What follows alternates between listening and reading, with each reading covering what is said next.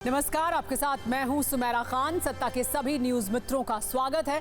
सबसे पहले सत्ते पे सत्ता, यानी 7 खबरें और दिलचस्प जानकारियां एक साथ। आज पहले न्यूज मित्रों को आतंक का ऐसा कारखाना दिखाएंगे जो पाकिस्तान में खोला गया है। इसकी लोकेशन वही एबटाबाद है जहां आतंकी ओसामा बिन लादेन को छिपाया गया था। अब उस जगह भारत के दुश्मन आतंकी हाफिज सईद, मसूद अजहर और सलाउद्दीन के लिए एक सेंटर बना है। फिर एक कुंजी दिल्ली की यमुना नदी में डुबकी वाले कलेश पर खोलेंगे।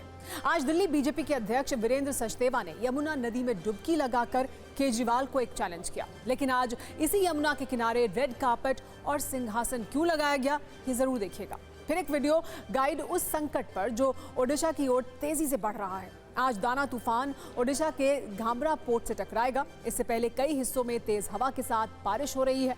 हर बार की तरह इस तूफान को हराने के लिए क्या तैयारियां हैं, ये भी बताएंगे। इसके बाद एक राजनीतिक कुंजी महाराष्ट्र में सीट वाले एपिसोड पर जो खत्म होने का नाम नहीं ले रहा है। महाविकास अघाड़ी में अब भी 33 सीटों पर कलेश मचा है, जबकि महायुति में भी 15 सीटों को लेकर महामंथन जारी है। लेकिन आखिर पेच फंसा कहां है, ये समझेंगे। इस बीच यूपी उपचुनाव को लेकर समाजवादी पार्टी और कांग्रेस की सियासी दोस्ती में नया ट्विस्ट आ गया है। अखिलेश के 9 सीटों पर चुनाव लड़ने के ऐलान के बाद कांग्रेस ने साफ कर दिया है कि उपचुनाव में वो अपने कैंडिडेट नहीं उतारेगी और एसपी के उम्मीदवारों का समर्थन करेगी। आज एक खबर कनाडा के प्रधानमंत्री जस्टिन ट्रूडो पर भी है, जिनकी सत्ता के तोते उड़ने वाले हैं। और इसकी वजह है उनकी ही पार्टी के सांसद, जिन्होंने ट्रूडो को 28 अक्टूबर वाला एक अल्टीमेटम दिया है। कैसे भारत के खिलाफ ट्रूडो की धूर्त नीति कनाडा में उन पर भारी पड़ रही है, ये जरूर देखिएगा। और क्रिकेट प्रेमी न्यूज मित्रों के लिए एक अच्छी खबर है। पुणे टेस्ट का पहला दिन भारत के स्पिन गेंदबाज वाशिंगटन सुंदर के नाम रहा, जिन्होंने 7 विकेट लिए और न्यूजीलैंड की टीम पहली पारी में 259 रन पर ऑल आउट हो गई। भारत ने खेल खत्म होने तक 1 विकेट के नुकसान पर 16 रन बना लिए। हालांकि रोहित शर्मा 0 पर आउट हो गए। सत्ता में सबसे पहले बात करते हैं उस साजिश की जिसके केंद्र में आतंकियों का जिहादी कारखाना है। इस षड्यंत्र का प्रायोजक पाकिस्तान है और इस साजिश के जो कर्ता धर्ता हैं, उन्हें दुनिया खूंखार आतंकियों के रूप में जानती है। इनके एक इशारे पर गोलियां चलती हैं, बम विस्फोट होता है, खून खराबा होता है और सबसे गंभीर चिंता की बात यह है कि सब कुछ एक जगह से कंट्रोल हो रहा है। ये आतंकियों का जिहादी कारखाना है जहां से दहशत फैलाने का पूरा मॉड्यूल चलाया जाता है। पाकिस्तान के एबटाबाद में इन दिनों कौन कौन से आतंकियों का आना जाना है, आपको बताते हैं। ये जानकारियां खुफिया एजेंसियों को मिली हैं। आतंकी संगठन लश्कर ए तैयबा का संस्थापक हाफिज सईद, जो भारत का दुश्मन नंबर 1 है, मुंबई हमलों का गुनाहगार है, वो इस सेंटर में लगातार आ रहा है और अपने खास लोगों को वहां भेज रहा है ताकि वो जिहादी मिशन के काम आ सकें। यहाँ पर कुख्यात आतंकी मसूद अजहर, जो खतरनाक आतंकी संगठन जैश ए मोहम्मद का संस्थापक है, वो और उसके भेजे हुए जिहादी भी ट्रेनिंग ले रहे हैं और भारत में दहशत फैलाने की प्लानिंग की जा रही है। हिजबुल मुजाहिदीन के सैयद सलाउद्दीन और उसकी टीम भी यहाँ लगातार आतंक के प्रोजेक्ट पर काम कर रही है। साजिश रचना, ट्रेनिंग लेना, ये सब इस टेरर सेंटर पर सुलभ है। आप कह सकते हैं कि तीनों आतंकी संगठनों का ये जॉइंट अड्डा है। जिस जगह आतंक का ये जॉइंट कारखाना चल रहा है, वो जगह पाकिस्तान के टेरर चरित्र की गवाह रही है। एबटाबाद पाकिस्तान का वही क्षेत्र है जहां उसने दुनिया के सबसे खूंखार आतंकी लादेन को छिपाया था। आपको याद होगा अमेरिका के नेवी सील कमांडोज ने कैसे इसी एबटाबाद में घुसकर लादेन को खत्म कर दिया था। लादेन के मारे जाने के 13 वर्ष के बाद ये जगह नए सिरे से एक टेरर सेंटर के रूप में सामने आई है। लश्कर, हिजबुल और जैश के आतंकवादी यहाँ आतंकवाद और गज़वा-ए हिंद के साझा घोषणा पत्र पर काम करते हैं। ये जगह भारतीय सीमा से 150 से 200 किलोमीटर की दूरी पर है। जिस तरह किसी कंपनी में कर्मचारियों की भर्ती की जाती है, ठीक उसी तरह आतंकी संगठन आतंकियों की नियुक्ति करते हैं, उन्हें काम दिया जाता है। एबटाबाद के इस कारखाने में किस तरह के लोगों को लाया जाता है और उन्हें क्या काम दिया जाता है, ये भी जानिए। इस जॉइंट कारखाने के अंदर आतंकियों के कई स्पेशल ट्रेनिंग कैंप हैं। यहाँ आतंकियों को विशेष ट्रेनिंग दी जाती है और अलग अलग मिशंस पर उनकी नियुक्ति की जाती है। इन्हें पानी में रहकर लड़ने की ट्रेनिंग दी जाती है। जमीन पर खूंखार तरीके से लड़ने और हमला करने का विशेष प्रशिक्षण दिया जाता है और सोशल मीडिया को आतंक का प्लेटफॉर्म बनाकर युवाओं का ब्रेन वॉश करने के तरीके भी सिखाए जाते हैं। जरा सोचिए कितनी गड़बड़ है। जो पाकिस्तान अंतर्राष्ट्रीय मंच पर आतंक विरोधी बातें करता है, दुनिया को यह दिखाता है कि वो भी आतंक से पीड़ित है और आतंकवाद के खिलाफ एक्शन लेने के लिए हर वक्त तैयार रहता है। आखिर ऐसी बातें करने वाले पाकिस्तान में इस तरह के जॉइंट आतंकी कारखाने कैसे चल सकते हैं, वो भी वहां की सेना और आईएसआई के संरक्षण में। यह आतंकी कारखाना आईएसआई जनरल की निगरानी में चलता है। इस ट्रेनिंग सेंटर के पास पाकिस्तानी सेना का बेस कैंप है। बिना सेना की इजाजत कैंप में किसी की एंट्री नहीं हो सकती। किसी बाहरी शख्स के आने पर पूरी तरह प्रतिबंध है।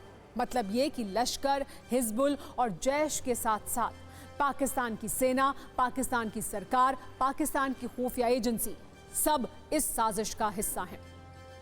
जब बात आतंकियों की हो रही है तो आपको जम्मू कश्मीर में आतंकी साजिश वाला एक सबूत भी दिखाते हैं।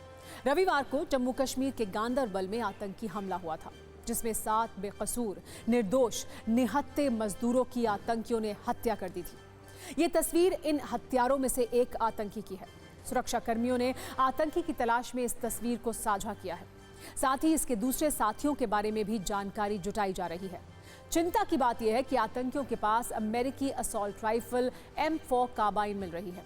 इससे पहले 26 जून 2024 को डोडा एनकाउंटर में मारे गए आतंकियों के पास से यही राइफल मिली थी।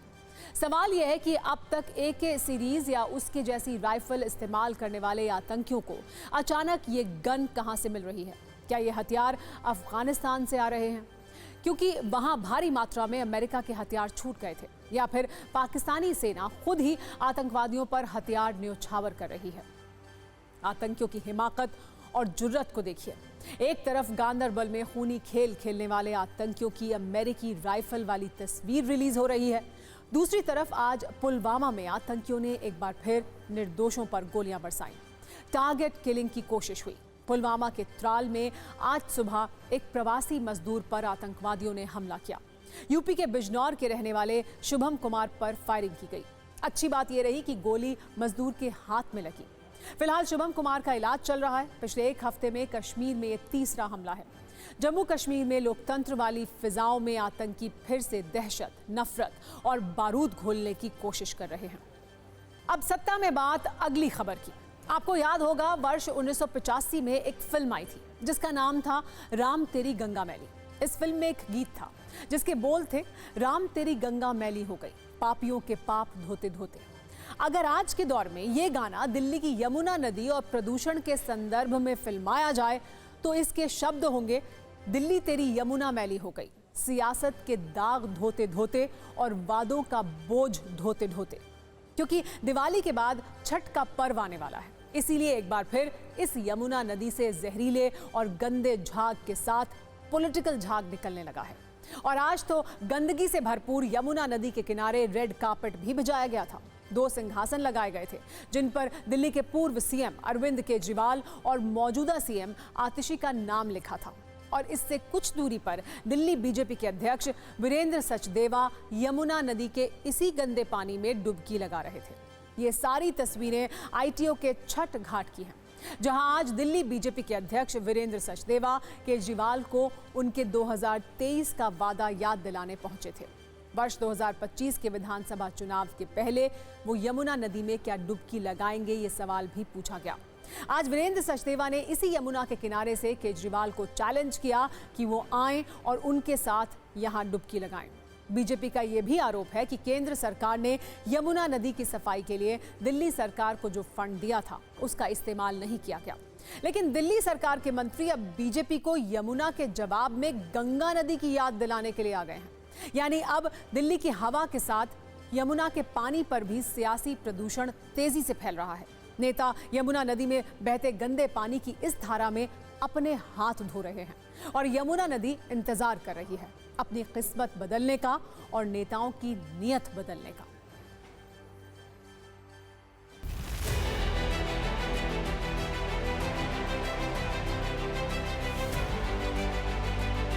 दिल्ली बीजेपी ने आज ITO छठ घाट के किनारे रेड कारपेट बिछाकर इंतजार किया दिल्ली की मुख्यमंत्री आतिशी और आम आदमी पार्टी के नेता अरविंद केजरीवाल का, लेकिन दोनों नहीं आए। आमंत्रण क्या था? आमंत्रण था कि वो यमुना नदी में उनके साथ डुबकी लगाए। दिल्ली प्रदेश अध्यक्ष वीरेंद्र सचदेवा पहुंचे यहां पर और यहां पर पूरा का पूरा मंच तैयार किया गया था। आप देख सकते हैं कि ये 2 सिंहासन यहां पर लगाए गए थे। एक पर अरविंद केजरीवाल का नाम लिखा हुआ है और दूसरा आतिशी मार्लेना जो कि दिल्ली की मुख्यमंत्री है उनके लिए लगाया गया था। इस मंच पर 2 सिंहासन लगाकर बीजेपी प्रदेश अध्यक्ष इंतजार करते रहे दोनों नेताओं का। हालांकि दोनों नेता जब नहीं पहुंचे तो बीजेपी प्रदेश अध्यक्ष वीरेंद्र सचदेवा ने खुद यमुना के गंदे पानी में डुबकी लगाई। दिल्ली के वोट लेने थे, झूठ बोल के ले लिए कि मैं अगले चुनाव से पहले यमुना में डुबकी लगाऊंगा, मुझे वोट मत देना। चुनाव तो सर पर है, इसलिए बुलाया था कि आइए माँ यमुना की हालत देखिए। 8,500 करोड़ रुपए केंद्र सरकार ने दिए माँ यमुना की सफाई के लिए। ये स्थिति है, अब पानी को हाथ नहीं लगा सकते। और मैंने जो डुबकी लगाई है, अरविंद केजरीवाल दिल्ली वाले तुम्हारे पापा को प्रायश्चित करेंगे। अब तुम्हें साफ करेंगे, यहाँ से तुम्हें रवाना करेंगे, क्योंकि तुम तो गजनी और खिलजी की तरह आए हो, दिल्ली को लूट के भाग रहे हो। कालिंदी कुंज बराज पर जिस तरह से यूपी से गंदा पानी डाला जा रहा है, जिससे फाग बन रहा था, ये नौटंकियों से प्रदूषण नहीं कम होता। वो फाग पैदा कर रहे हैं, वो गंदगी पैदा कर रहे हैं। हमारी सरकार डेली इसको साफ कर रही है। देखिए, ये बहुत गलत बात की वीरेंद्र सचदेवा जी ने कि यमुना से तो माफ़ी मांगी मगर गंगा से नहीं मांगी। जहां लाखों करोड़ रुपए केंद्र सरकार ने खर्च कर दिए और कहा गया था कि गंगा को साफ करेंगे, वो गंगा आज भी उतनी मैली है। सबको दोष देते हैं, उत्तर प्रदेश को, हरियाणा को, यहाँ तक इजराइल लेबनान को भी दोष दे दिया कि दिल्ली में इसीलिए प्रदूषण हो रहा है। पर समझ में नहीं आ रहा अपना दोष कब उठाएंगे ये लोग। दिल्ली वासी फरवरी 2025 में एक सफाई अभियान चलाएंगे। यमुना नदी वाले सियासी प्रदूषण के बाद अब खबर दिल्ली के वायु प्रदूषण की, जिसे देखने के बाद शायद आप भी अपने मास्क निकालने के लिए मजबूर हो जाएंगे। दिल्ली वाले इस वक्त आंखों में जलन और सीने में चुभन का एहसास कर रहे हैं और इसकी जिम्मेदार वो हवा है जो हर दिन के साथ और जहरीली हो रही है और अब ये जहर लोगों के शरीर में जाकर उन्हें बीमार भी बना रहा है। चिंता की बात यह है कि इस वायु प्रदूषण की वजह से दिल्ली के अस्पतालों में सांस संबंधी मरीज बहुत तेजी से बढ़ रहे हैं।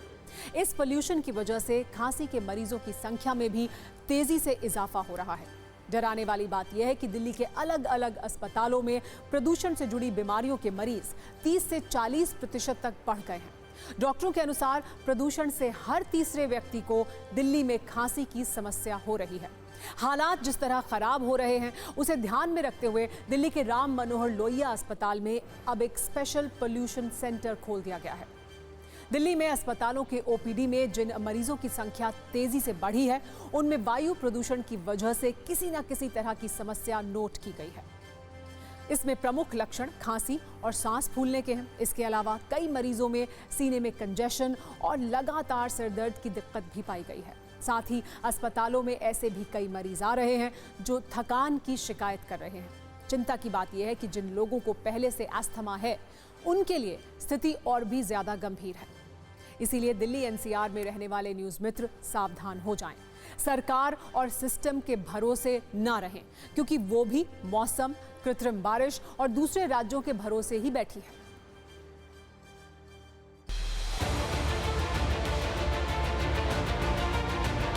दिल्ली में प्रदूषण का स्तर लगातार बढ़ रहा है। दिवाली के आसपास लोगों का सांस लेना मुश्किल हो जाता है। इसलिए डॉक्टर राम मनोहर लोहिया हॉस्पिटल में अलग से एक स्पेशल क्लिनिक खोला गया है, जो कि मैं आपको दिखा रही हूँ। ये प्रदूषण जनित रोग निवारण केंद्र है। देख रहे हैं आप, पोल्यूशन रिलेटेड इलनेस क्लिनिक है ये। हमारे दिवाली के आसपास और दिवाली के इमीडिएटली बाद हमारे पेशेंट लोड ऑलमोस्ट 20 से 25% बढ़ जाता है, जिसमें सांस के मरीज, आंखों की एलर्जी और एंजाइटी, डिप्रेशन, इस तरह के पेशेंट्स की गिनती बढ़ जाती है। तो यही सोच के शुरू किया गया कि all under one roof patient को जगह जगह नहीं भटकना पड़ेगा, सबको एक ही क्लिनिक, एक ही ओपीडी में सारी सलाह मिल जाएगी और मेडिसिन भी मिल जाएगी।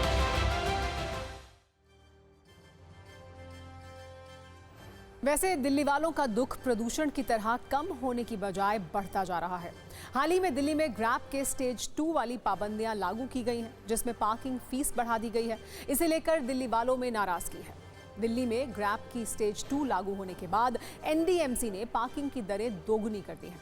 पहले 2 व्हीलर वालों को एनडीएमसी की पार्किंग में 10 रुपए प्रति घंटे देना पड़ता था, वो अब 20 रुपए हो गया है। इसी तरह 4 व्हीलर्स की 1 घंटे की पार्किंग के लिए अब 20 रुपए की जगह 40 रुपए देने पड़ रहे हैं।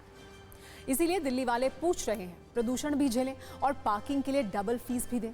ये तो बहुत नाइंसाफी है।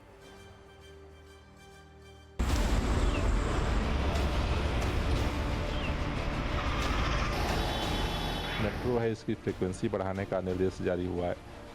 जो डीजल के जो जनरेटर सेट हैं उनको रेगुलेट करने के लिए इसमें निर्देश जारी हुआ है। पार्किंग चार्ज है उसे बढ़ाने का निर्देश जारी हुआ है।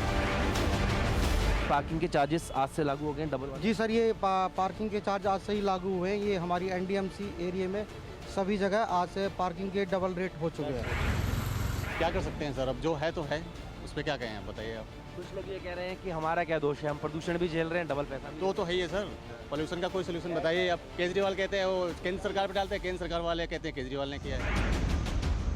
बहुत ज़्यादा कर दिए सर, ज़्यादा कर दिए, इसको कम करना चाहिए सर, ज़्यादा कर दिए। आप इससे संतुष्ट नहीं हैं? नहीं है, ज़्यादा कर दिए सर। रोज़ जमा करना है, कई घंटा जमा रहेगी, कई बहुत पैसा, यही काफ़ी हो जाएगा सर। एनडीएमसी में सबसे सस्ता किराया होता था, अब डबल कर दिया। नहीं, कह रहे हैं कि प्रदूषण है, 300 से ज़्यादा AQI बढ़ गया है, इसलिए ऐसा किया जा रहा है। सर प्रदूषण के लिए जब बहुत सारी चीज़ें हैं उनको करना चाहिए, मतलब पब्लिक के ऊपर वोट डाल के ही प्रदूषण खत्म होगा। पोल्यूशन अगर कंट्रोल करना होता तो लाखों अलग चीज़ें कर चुके होते। पार्किंग का फेयर 10 से 20 रुपये बढ़ाने से कुछ नहीं होगा। नॉर्मल इंडिविजुअल लाइक हमारे लिए थोड़ा मुश्किल भी हो रहा था। जिस तरह हम कमा रहे हैं तो हमारे जैसे हमें 4 घंटे हमें लगेंगे यहाँ पे, अब 4 घंटे का हमें 80 रुपये हो जाएगा। अब यही हम 10 रुपये का होता तो हमें 40 रुपये लगते। अब ज़्यादा महंगाई तो हो ही गई है। रैप 2 जब लागू हुआ है 22 अक्टूबर सुबह 8 बजे से, तो उसके बाद ये तय किया गया है कि लोग जो हैं वो प्राइवेट व्हीकल्स का कम इस्तेमाल करें। इसके लिए ज़रूरी है कि जो पार्किंग शुल्क है उसको बढ़ा दिया जाए, उसको लागू भी कर दिया गया है। मैं बात करूं तो आज से तमाम जो एनडीएमसी के इलाके हैं उनमें जो पार्किंग चार्जेस है उसको डबल कर दिया गया है।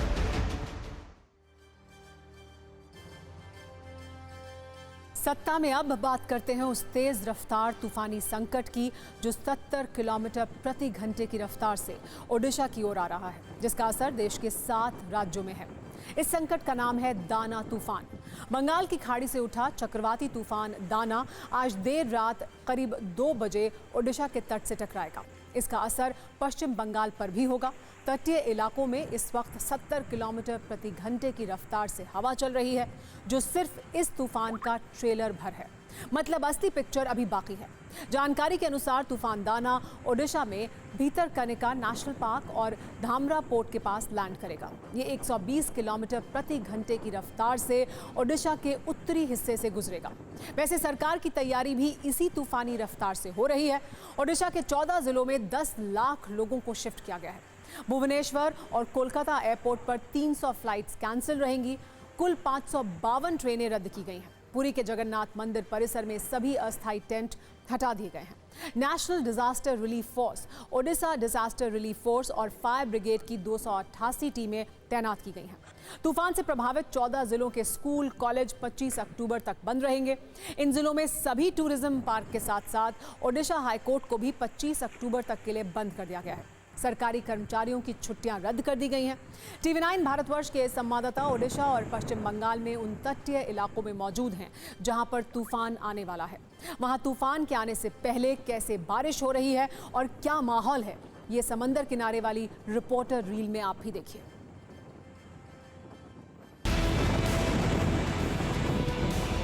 TV9 भारतवर्ष की टीम इस वक्त ओडिशा के भद्रक जिले के धामरा इलाके में मौजूद है। ये वही जगह है जहां बताया जा रहा है कि लैंडफॉल हो सकता है।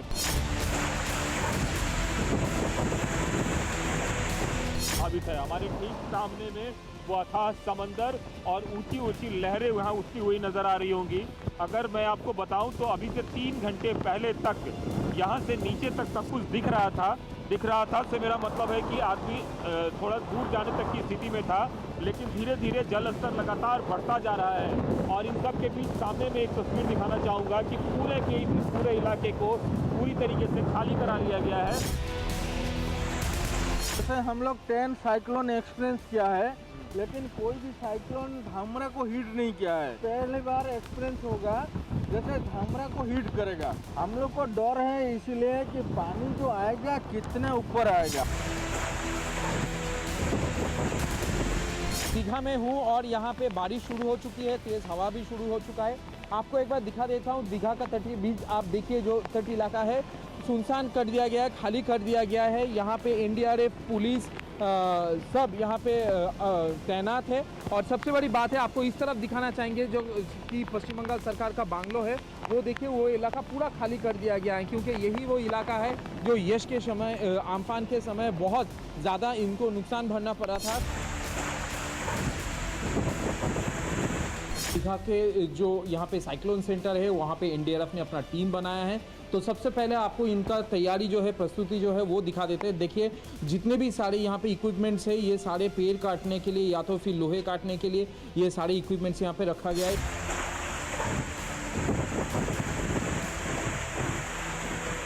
ये देखिए यहाँ पे सैटेलाइट फ़ोन है, तो ये दिखाना ज़रूरी है। ये सैटेलाइट फ़ोन अभी ऑन है और इसका कारण ये है कहीं पे अगर कम्युनिकेशन टूट जाती है तो ये सैटेलाइट फ़ोन से एनडीआरएफ उनके साथ कम्युनिकेट कर सके, तो इसीलिए एनडीआरएफ को ये सैटेलाइट फ़ोन दिया गया है। लोग पूरी तरीके से तैयार है। तो जैसे हमारा प्रशिक्षण दिया जाता है कि जैसे लोग डिजास्टर से निकलते हैं, हम डिजास्टर में जाके काम करते हैं, तो ये सारे प्रशिक्षण के आधार पे जो हमारे रेस्क्यूअर्स आप सामने देख रहे हैं, दे आर वेल ट्रेंड। इनको नेशनल और इंटरनेशनल एक्सपोजर है।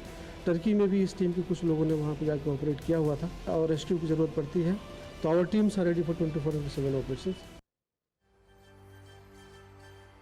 इसी तरह की तैयारी पश्चिम बंगाल में भी है। पश्चिम बंगाल की मुख्यमंत्री ममता बनर्जी खुद इस पर नजर रख रही हैं। चक्रवाती तूफान दाना का असर आज रात और शुक्रवार सुबह पश्चिम बंगाल से दिख सकता है। इसको ध्यान में रखते हुए पश्चिम बंगाल की मुख्यमंत्री ममता बनर्जी लगातार इस पर नजर रख रही हैं। अधिकारियों के साथ बैठकें कर रही हैं। जानकारी ये भी है कि ममता बनर्जी आज रात सचिवालय में अपने दफ्तर में ही रहेंगी और तूफान के अपडेट पर नजर बनाकर रखेंगी। सत्ता में अब बात कनाडा के प्रधानमंत्री जस्टिन ट्रूडो की, जिनकी कूटनीतिक धूर्तता वाले सीरियल एपिसोड हमने आपको सत्ता में दिखाए। लेकिन आज हम न्यूज मित्रों को ये बताते हैं कि कैसे अब कनाडा में ही ट्रूडो की सत्ता के तोते उड़ रहे हैं और अब प्रधानमंत्री पद वाली ये सत्ता ट्रूडो के हाथ से फिसल रही है। इसके पीछे वजह है 28 अक्टूबर वाला एक ऐसा अल्टीमेटम जिसे किसी और ने नहीं बल्कि खुद ट्रूडो के सांसदों ने ही उन्हें दिया है। ट्रूडो के सांसदों ने उन्हें ये चेतावनी दी है कि वो या तो 28 अक्टूबर तक प्रधानमंत्री का पद छोड़ दें या फिर विद्रोह का सामना करने के लिए तैयार रहें। यानी जो ट्रूडो सत्ता की चाहत और वोटों के लालच में खालिस्तानी एजेंडे की दिशा में बहते जा रहे थे, जिसकी वजह से उन्होंने अपनी कूटनीति को भी ताक पर रख दिया था, अब वो कुर्सी ही ट्रूडो के पास से जाती हुई दिख रही है। जस्टिन ट्रूडो के खिलाफ उनकी खुद की लिबरल पार्टी में बगावत हो गई है। लिबरल पार्टी के 24 सांसदों ने ट्रूडो को प्रधानमंत्री पद से हटाने के लिए कहा है। सांसदों ने जस्टिन ट्रूडो को खुली चेतावनी दी है, इस्तीफा दो वरना वो विद्रोह करके उनकी सत्ता को उखाड़ देंगे। इसके लिए बाकायदा ट्रूडो के सांसदों ने एक पत्र पर दस्तखत मुहिम चलाई है। ट्रूडो के खिलाफ सांसदों की इस बगावत के पीछे वो आशंका है जिसमें अगले साल आम चुनाव में हारने का डर छिपा है, क्योंकि सांसदों को लग रहा है कि ट्रूडो की लोकप्रियता कम हो गई है, जो उन्हें चुनाव में हरा सकती है। खबर है कि ट्रूडो ने बुधवार को लिबरल पार्टी के 20 सांसदों से बंद कमरे में मुलाकात भी की और इस बैठक में लिबरल पार्टी के सांसद पैट्रिक व्हीलर ने अगले साल चुनाव में जीत हासिल करने के लिए पीएम के इस्तीफे को जरूरी बताया। पैट्रिक व्हीलर ने कहा कि अमेरिका में बाइडेन की लीडरशिप में डेमोक्रेटिक पार्टी चुनाव में बहुत पीछे थी, जिसके बाद उन्होंने दावेदारी छोड़ी और कमला हैरिस का नाम आगे कर दिया। इससे डेमोक्रेटिक पार्टी के प्रति जनता के रुख में अचानक परिवर्तन हुआ और उसकी बढ़त मजबूत हो गई। कनाडा में भी लिबरल पार्टी इसी तरीके से वापसी कर सकती है, इसीलिए ट्रूडो को लोगों की बात सुननी होगी। अब इस बगावत के पीछे समीकरण क्या है, ये समझाएंगे आपको। लेकिन उससे पहले देखिए आखिर ट्रूडो की हाउस ऑफ कॉमन्स में कैसे घनघोर बेइज्जती हुई, जहां बहस के दौरान ट्रूडो ने ऐसा कुछ कहा जिससे पूरे हॉल में उनका मजाक उड़ाया गया। भारत के खिलाफ प्रोपेगेंडा चलाने वाले ट्रूडो की टूटी फूटी अंग्रेजी पर सदन में विपक्षी सांसदों ने कैसे मजे लिए, पहले आप वो देखिए। अब सत्ता में हम आपको ये भी समझाते हैं कि जस्टिन ट्रूडो ने सोचा क्या था। भारत के खिलाफ झूठ बोलने से उनके नंबर कनाडा में बढ़ जाएंगे, लोग खुश होंगे, शाबाशी मिलेगी। उनका खेल अचानक खराब कैसे हो गया। तो इसका जवाब है सत्ता का समीकरण, जिसकी वजह से ट्रूडो को खालिस्तान बड़ा प्यारा लग रहा था। दरअसल कनाडा की संसद में सांसदों की संख्या 338 है। इनमें बहुमत के लिए जरूरी सांसद हैं 170, जबकि ट्रूडो की लिबरल पार्टी के सांसद हैं 158। यानी ट्रूडो की पार्टी के पास सत्ता में बने रहने के लिए बहुमत नहीं है।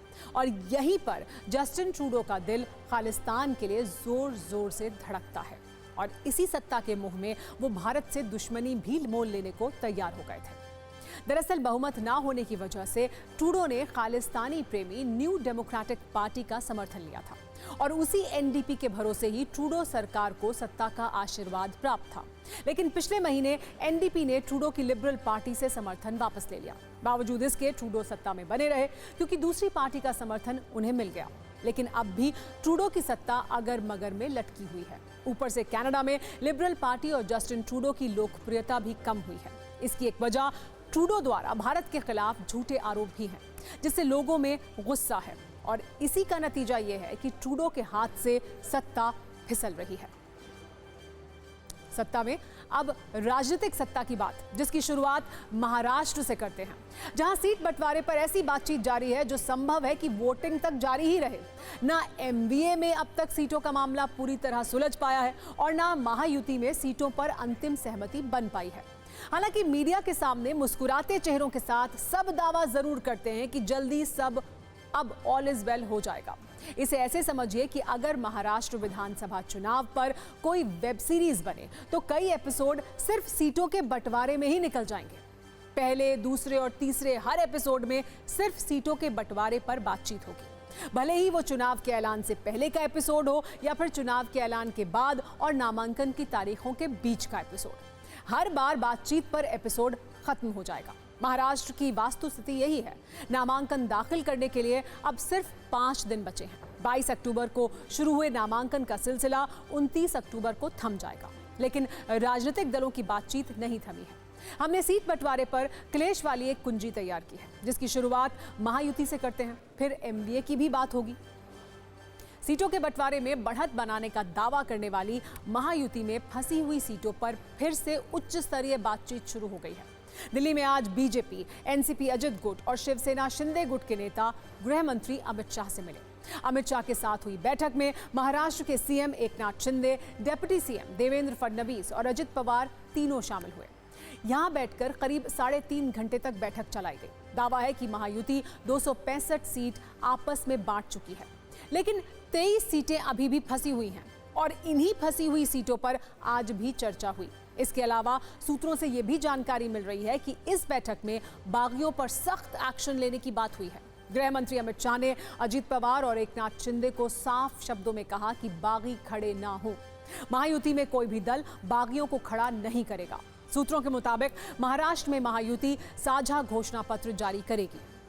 हालांकि इन सब के बीच दावों में कोई कमी नहीं है। महायुति के नेता कह रहे हैं कि महाविकास अघाड़ी में झगड़ा जारी है, वो अभी तक सीटों का बंटवारा नहीं कर पाए हैं। फिर भी एमवीए के नेता ऑल इज वेल कह रहे हैं। दरअसल कल एमवीए ने सीट शेयरिंग का ऐलान किया था, जिसमें शिवसेना यूबीटी को 85, कांग्रेस को 85 और एनसीपी शरद पवार को 85 सीट लड़ने की बात कही गई थी। इस फॉर्मूले से 33 सीट बच रही हैं। अब सवाल यह है कि इन 33 सीटों पर कौन चुनाव लड़ेगा। इन सवालों के जवाब में महाविकास अघाड़ी के नेता कह रहे हैं कि सीटों की संख्या नहीं बल्कि सीट जीतना जरूरी है।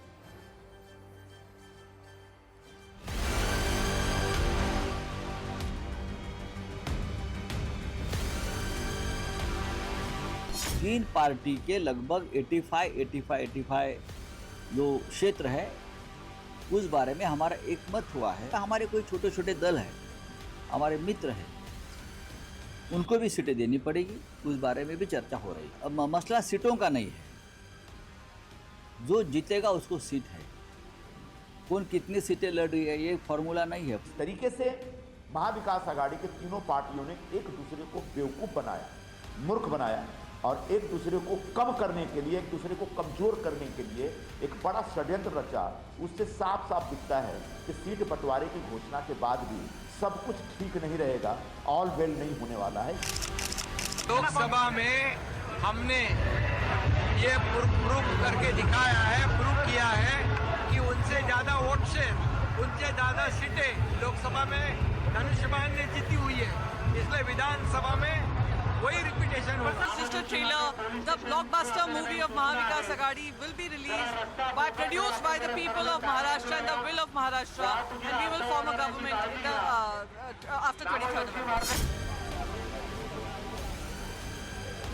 हम लोग संख्या के बल पे चुनाव नहीं लड़ने जा रहे, तो हम लोग मेरिट। महाराष्ट्र में सत्ता परिवर्तन करना है तो इसमें सीट शेयर कितना किसने लड़ा ये मायना नहीं रखता, मायना ये रखता है कि कौन जीतेगा। हमें कोई चैलेंज नहीं लगता है। महायुति ने जिस तरीके से सभी लोगों को विश्वास में लेकर फैसले किए हैं, तो सेटिस्फैक्शन, तीनों पार्टनर मिलकर बेहतरीन कामयाबी लाएंगे। आपस में वहाँ कई सीएम अभी पैदा हुए हैं जो बनना चाहते हैं, और चुनाव के पहले ही सीएम की बात हो रही है, आपस में झगड़े शुरू हुए। हमारी ऐसी कोई दिक्कत नहीं। सीटों का मामला भले ही पूरी तरह ना सुलझा हो, लेकिन नामांकन शुरू हो चुका है। शिवसेना यूबीटी के नेता आदित्य ठाकरे ने आज वर्ली से नामांकन दाखिल कर दिया। आदित्य ठाकरे 2019 में पहली बार चुनाव लड़ रहे थे और करीब 79,000 वोटों से चुनाव जीता था। हालांकि तब शिवसेना अविभाजित थी। इस बार शिवसेना बढ़ चुकी है। अगर वर्ली सीट का इतिहास देखेंगे तो 1962 से लेकर अब तक के चुनाव में 4 बार कांग्रेस, 1 बार एनसीपी, 1 बार सीपीआई और 6 बार अविभाजित शिवसेना ने चुनाव जीता है। अब इस बार नतीजे किसके पक्ष में रहते हैं, इसके तय होने में थोड़ा वक्त है। लेकिन नामांकन के साथ आदित्य ठाकरे ने यह ऐलान कर दिया कि महाराष्ट्र को लूटने से बचाने के लिए एमवीए को जीतना ही होगा।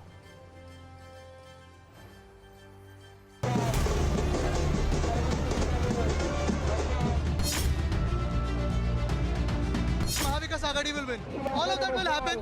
What is important is to defeat Eknath Shinde and BJP that has looted Maharashtra. Matoshree से टिकटें डिसाइड होकर जाती थी और कितनी सीटों पर लड़ते थे। आज ना मुख्यमंत्री चेहरा बनने के लिए उनको अनुमति दी गई है कांग्रेस और एनसीपी शरद पवार फैक्शन के द्वारा, ना उनको 100 सीटों से अधिक सीटें दी गई है। सीटों पर समझौते वाले संकट के बीच महाराष्ट्र में बागियों की संख्या तेजी से बढ़ रही है। महाराष्ट्र में भतीजों की बगावत काफी देखी जा रही है। पहले राज ठाकरे, फिर अजित पवार, धनंजय मुंडे के बाद अब छगन भुजबल के भतीजे समीर भुजबल ने भी पार्टी से बगावत कर दी है। महाराष्ट्र से अब बात करते हैं सीधे यूपी की राजनीतिक वेब सीरीज के बारे में। यूपी की राजनीतिक वेब सीरीज क्या कहती है, जहां कभी हाँ कभी ना के बाद अब ये क्लियर हो गया है कि कांग्रेस उपचुनाव नहीं लड़ेगी। सभी 9 सीटों पर समाजवादी पार्टी के उम्मीदवार को वो समर्थन देगी। कल अखिलेश यादव ने एक सोशल मीडिया पोस्ट के जरिए ये बात बताई। उन्होंने लिखा कि बात सीट की नहीं, जीत की है। इस रणनीति के तहत इंडिया गठबंधन के संयुक्त प्रत्याशी सभी 9 सीटों पर समाजवादी पार्टी के चुनाव चिन्ह साइकिल के निशान पर चुनाव लड़ेंगे। कांग्रेस और समाजवादी पार्टी एक बड़ी जीत के लिए एकजुट होकर कंधे से कंधा मिलाकर साथ खड़ी है। इसके बाद आज कांग्रेस ने प्रेस कॉन्फ्रेंस की और ऐलान किया कि वो उपचुनाव नहीं लड़ेगी, बल्कि समाजवादी पार्टी को समर्थन देगी। हूटर बज चुका है, यानी सत्ता में आज का वक्त खत्म हो गया है। कल शाम 7 बजे आपसे फिर मुलाकात होगी। तब तक सभी न्यूज़ मित्रों से हमारी गुजारिश है कि वो सत्ता की न्यूज़ रील्स को ज़्यादा से ज़्यादा शेयर करें और मुझे दें इजाज़त।